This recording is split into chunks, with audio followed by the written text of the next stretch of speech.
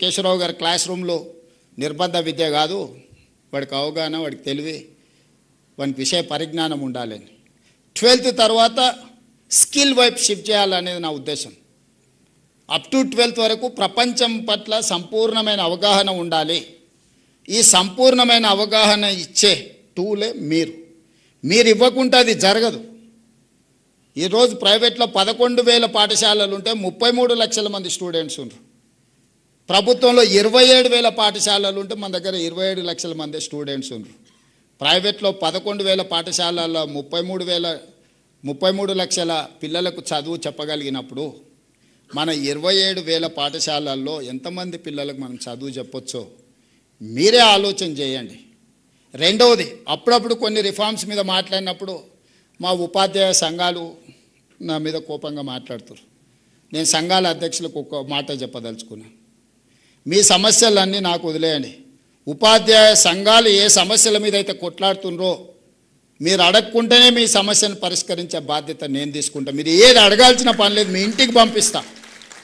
మీ ప్రమోషన్లు మీ ఇంటికి పంపించినా, మీ బదిలీలు మీ ఇంటికి పంపించినా, మీ రిక్రూట్మెంట్ డిఎస్సి రిక్రూట్మెంట్ ఏమైనా ఫ్రెష్ రిక్రూటీస్ ఇక్కడ ఎవరైనా ఉంటే లేదా మీ ఫ్రెండ్స్ ఉంటాడు కానీ 55 డేస్లో 11,000 నోటిఫికేషన్ టు అపాయింట్మెంట్ వరకు 55 డేస్లో నేను ఇచ్చిన. ఇంతవరకు ఎప్పుడైనా జరిగిందా? ఈ ప్రభుత్వం మీది కాబట్టి మీకోసం పనిచేస్తుంది. మీ సమస్యల పూచి నాది. ఉపాధ్యాయ సంఘాలకు నా సూచన, పిల్లల సమస్యల మీద మీరు కొట్లాడండి నాతోటి. మీ సమస్యల మీద కొట్లాడకండి. మీకు కంఫర్ట్ ఉంది, కంఫర్ట్ లేకపోతే ఏదైనా కావాలంటే నేను ఇస్తా. నెక్స్ట్ 3 years ఆర్ 5 years ఒక పంచవర్ష ప్రణాళిక పెట్టుకొని ఒక 5 ఏళ్లలో ఈ ఎడ్యుకేషన్ సిస్టమ్ని మేము మారుస్తాము, ఆదర్శంగా నిలబెడతాము. ఈ దేశంలోనే కాదు ప్రపంచంలో ఉండే దేశాల నుంచి వచ్చి మా ఇన్స్టిట్యూషన్స్ చూసే విధంగా మేము మారుస్తాము. ఈ 5 ఏళ్ళు మా ఉపాధ్యాయ సంఘాలు పిల్లల సమస్యల మీద మేము ప్రభుత్వాలతో కొట్లాడతామని మీరు ఓత్తు తీసుకొని బయటకు వెళ్ళండి. ఎట్లా మారదో నేను చూస్తా. ఏ ప్రభుత్వం అయినా మీకు తల ఉంచదా? ఐఏఎస్లను ట్రాన్స్ఫర్ చేసుడు కష్టం, ఈజీ. తీసి అటేస్తే మళ్ళీ కూడా వెనక్కి వచ్చి అడిగే ధైర్యం చేయరు. కానీ ఒక టీచర్ని ట్రాన్స్ఫర్ చేయగలమా? మీరు చెప్పండి, ఎంత శక్తి ఉంది మీకు? మీ శక్తిని, నా విజ్ఞప్తి ఒక్కటే, 5 ఏళ్ళు పిల్లల కోసం, ఎడ్యుకేషన్ కోసం, మన సొసైటీ కోసం, మన సమాజం కోసం, తరతరాల భవిష్యత్తును మార్చడానికి ఒక 5 సంవత్సరాలు మీరు ఒక ప్రతిజ్ఞ పూనండి. ఆ ప్రతిజ్ఞ ఈ దేశాన్ని మార్చకపోతే చూడండి, తెలంగాణను కాదు ఈ దేశాన్ని మారుస్తుంది. ఈ దేశానికి నాయకత్వం పివి నరసింహారావు గారు ఇయ్యలేదా? గొప్ప మేధావిగా ఉత్తమ పార్లమెంటరీగా జయపాల్ రెడ్డి గారు రాణించలేదా? బూరుగుల రామకృష్ణారావు గారు గొప్పగా పరిపాలన అందించలేదా? ఎందుకు ఇయ్యలేము మనం తెలంగాణ నుంచి? ఈ దేశంలో విద్యను, వైద్యాన్ని, నాయకత్వాన్ని తెలంగాణ నుంచి మనం అందించగలము. కానీ మనకు స్పష్టత ఉండాలి, మనం ఏ దానికోసం కొట్లాడుతున్నాం, ఎందుకోసం కొట్లాడుతున్నాం.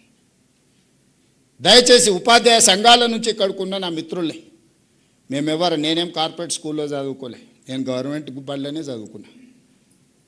నేను మొన్న కొత్తకోట పోయినప్పుడు చెప్పిన, గవర్నమెంట్ స్కూల్లో చదివితే ఏమవుతావు అని ఎవరన్నా అడిగితే తెలంగాణకు ముఖ్యమంత్రి అవుతా అని చెప్పమని. అయినా కదా కొండారెడ్డిపల్లి గవర్నమెంట్ స్కూలు, తాండ్రలనో వనపర్తిలో గవర్నమెంట్ స్కూల్ విద్యార్థి తెలంగాణ రాష్ట్రానికి ముఖ్యమంత్రి అయింది కదా. మీకు గౌరవం తగ్గే పని అయితే ఒక్కటి కూడా చేయలే కదా. చేసినా మీరు ఆశించినంత మేరకు వేళ చేసినా లేదా అంటే భిన్నాభిప్రాయాలు ఉండొచ్చు. ఏ అనుభవం లేకుండానే నేను ఆ గతంలో ఏ మంత్రి చేయలే. అనుభవం లేకపోయినా 30 నెలల నుంచి తెలంగాణ రాష్ట్రాన్ని అయితే కలగాపులగం అయితే చేయలే కదా. జాగ్రత్తగా నేను నడుపుతున్నా కదా. మరి ప్రభుత్వంలో మీరు చదువు చెప్తే చదివిన ఒక స్టూడెంట్ ఈరోజు తెలంగాణ రాష్ట్రాన్ని దారిలో పెట్టగలుగుతున్నాడు, పరిపాలన అందిస్తున్నాడు. ఈ దేశంలో చాలామంది ముఖ్యమంత్రులు లేకపోతే ఈ దేశ ప్రధానమంత్రి వచ్చినప్పుడు కూడా నాతో కలిసి పనిచేయి భవిష్యత్తు బాగుంటుంది అనే పరిస్థితి వచ్చిందని మీరు చెప్పిన చదివే కదా. నేనేం వేరే బయటికి పోలే కదా. ముఖ్యమంత్రి అయినాక పోయినా హార్వర్డ్ యూనివర్సిటీకి పోయినా. ఆ చదువు ఎట్లుంటుందో చూద్దాం మా గవర్నమెంట్ బడి కంటే అని. కానీ మీరు ఇచ్చిన ఫౌండేషనే అక్కడ నాకు పనికొచ్చింది. నేను కూడా రీసెంట్గా ఎగ్జిక్యూటివ్ ఎడ్యుకేషన్ కోసం హార్వర్డ్ పోయి వచ్చిన. ఈ దేశంలో నాకు తెలిసి మరి ఎవరైనా ముఖ్యమంత్రులు పోయినో పోలేదో నాకు తెలియదు, పెద్దలు కేశవరావు గారు చెప్పాలా. ఇప్పుడున్న ఎడ్యుకేషన్ సిస్టమ్ మిమ్మల్ని పంపించడమే కాదు, as a state chief minister నేను కూడా వెళ్ళి చూసిన అసలు ఏంది. హార్వర్డ్ నుంచి గొప్ప గొప్ప మేధావులు వస్తారు, నోబెల్ గ్రహీతలు వస్తారు, యూనికార్న్స్ వస్తారు అని అంటే చూద్దాం అది కూడా అని. మీరు ఎట్లయితే 5 రోజులు మార్నింగ్ టు ఈవినింగ్ ఉందో same exact morning 9 to evening 7, 5 days continuous, ½ an hour lunch break, కంప్లీట్గా కూర్చొని వచ్చిన క్లాస్లో నేను. చూద్దాం చదువు ఎట్లుంటుందో అని. చదువుతో పాటు క్రమశిక్షణను కూడా నేర్పుతుంది క్లాస్ రూమ్. క్రమశిక్షణ లేనోడు జీవితంలో ఎందుకు పనికిరాడు, ఎందుకన్నా పనికొచ్చినా తాత్కాలికమే. తెలివి తక్కువన క్రమశిక్షణ ఉంటే ఎక్కువ పని చేయొచ్చు. తెలివి ఎక్కువన క్రమశిక్షణ లేకపోతే సరైన సమయానికి వాడు అక్కడికి రానే రాడు. దానివల్ల ఏం ఉపయోగం. మహామేధా ఉంటాడు కానీ పరీక్ష రోజు పరీక్ష రాయకపోతే ఏమవుతాడు. అట్లనే ఈరోజు మిత్రులారా, మనందరం ఒక 5 ఏళ్ళు ఒక మంచి ఆలోచన చేద్దాం. మనం ఇబ్బందులలో ఏం లేం, ఆకలితో ఏం చచ్చిపోతలేం. కుటుంబం కూడా అత్యంత దారుణమైన పరిస్థితులలో ఏం లేం. నా టీచర్లు అందరూ మంచిగా గౌరవంగా ఆర్థికంగా సమాజంలో చాలామంది కంటే బాగా ఈరోజు వాళ్ళు ఉన్నారు. వాళ్ళు సంఘాలు ఒకవేళ మీకు చెప్పిన మీరు సొంతంగా ఆలోచన చేసుకోండి. మీరే నాయకులను తయారు చేసేది కూడా మీరే. 5 సంవత్సరాలు మేము పేద విద్యార్థుల కోసం, ప్రభుత్వ పాఠశాలకు వచ్చే పిల్లల కోసమే మేము అంకితం అవ్వదలుచుకున్నాము.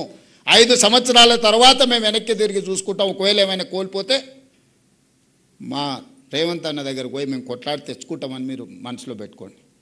34 వరకు నేనే ఉంటా, మీకు ఎవ్వరికి ఏం అనుమానం లేదు. ఈరోజు 26, 31 వరకు పిల్లల కోసం పనిచేయండి. ఈ 5 ఏళ్ళు మీ బాధ్యత నేను తీసుకుంటా.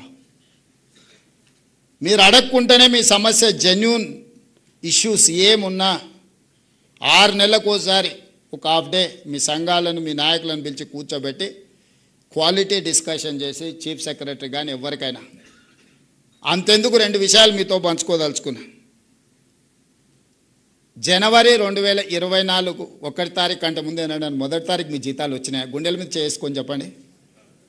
తెలంగాణ వచ్చిన తర్వాత 10 సంవత్సరాలు 1 తారీఖు నాడు మీ ఖాతాలో జీతాలు పడ్డాయా? 24 జనవరి 1 తారీఖు నాడు మీ ఖాతాలో వేయడం మొదలుపెట్టి ఈ రోజు వరకు ఎప్పుడైనా 1 తారీఖు నాడు మీ జీతాలు ఆగినాయా చెప్పండి. ఇది ఎవ్వరు మీరు అడగలేదే, మీ సంఘాలు అడగలే, మీరు అడగలే.